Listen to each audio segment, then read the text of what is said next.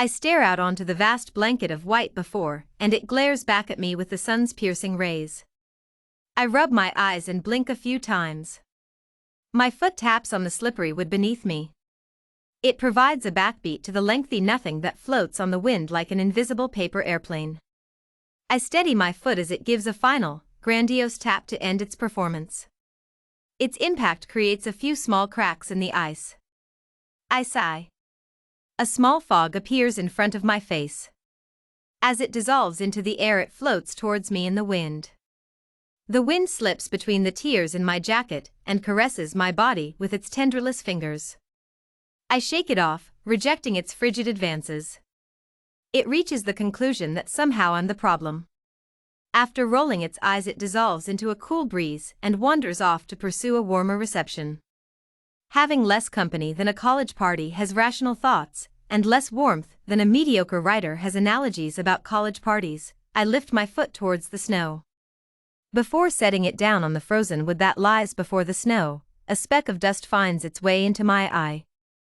My eyelids shut and my eyes instinctively and start to water. A stray current brushes past and spills its drink on me.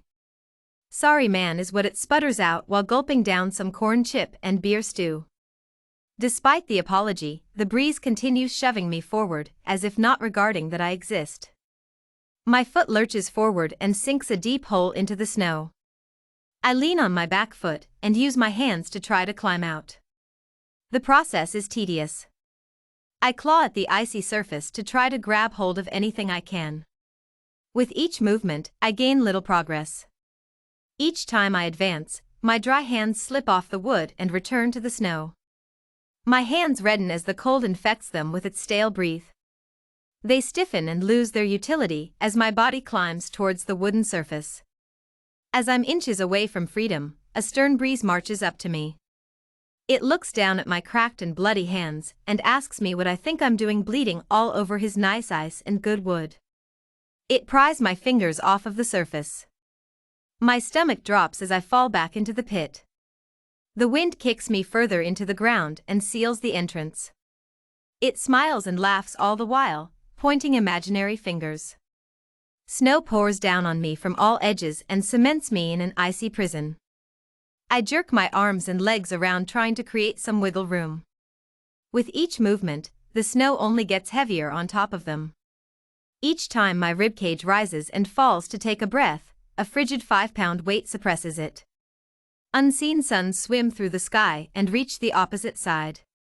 Underneath I rest. Frost covers my face and a family of icicles grows from my nose. The wind dances above my head and seems to have forgotten I lie here.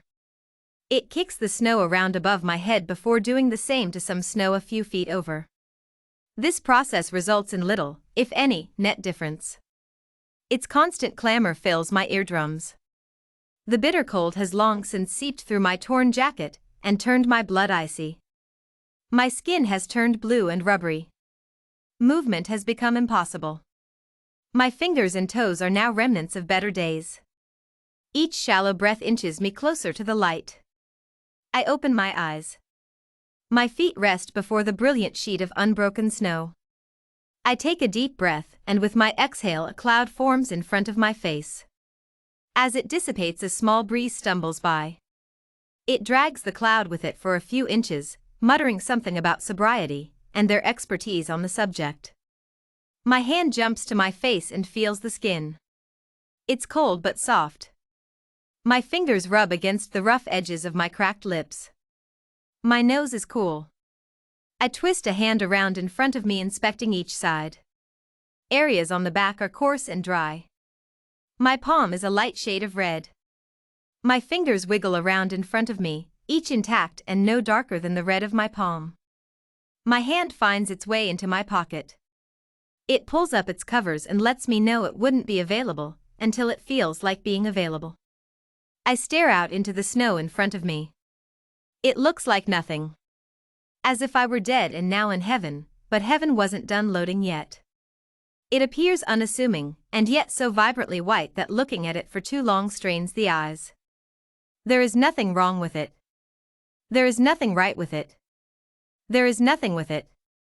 An endless sea of white, so perfect and yet so absent of anything that makes it that way. I look down at my feet. A thin layer of ice coated the wood beneath me. With a deep breath, I pick up my foot and hover it above the lower step.